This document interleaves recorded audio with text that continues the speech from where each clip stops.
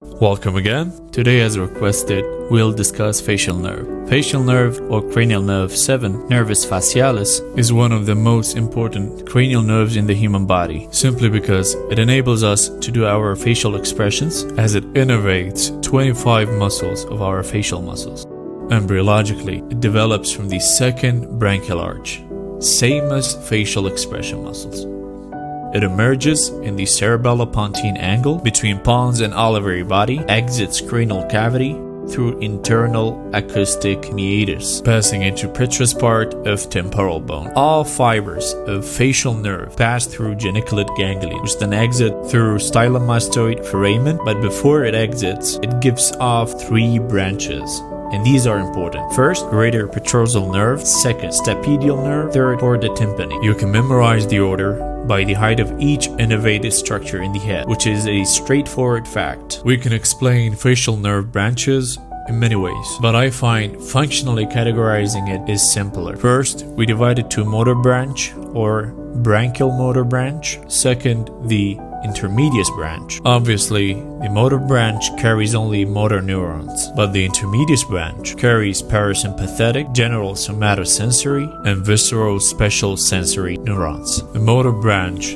innervates posterior belly of the digastricus muscle, stapedius muscle, and facial expression or so-called mimicking muscles. The parasympathetic fibers of the facial nerve are carried by greater petrosal nerve, passing through the hiatus of canal for greater petrosal nerve, then innervating the lacrimal gland, submandibular gland, sublingual, and all salivary glands except parotid gland. As for the general somatic sensory, it innervates the lateral pinna, mastoid, auditory canal, skin posterior to external auditory canal. Finally, the visceral special sensory fibers, which takes taste of anterior 2/3 of the tongue and courses along with lingual nerve, which is a branch of the 3rd division of trigeminal nerve, the mandibular division. That nerve is called chorda tympani. Facial nerve is located posteriorly to the parotid gland, so when a patient has a parotid mass with facial nerve weakness or paralysis, facial nerve is a reliable indicator of malignancy, histologic findings,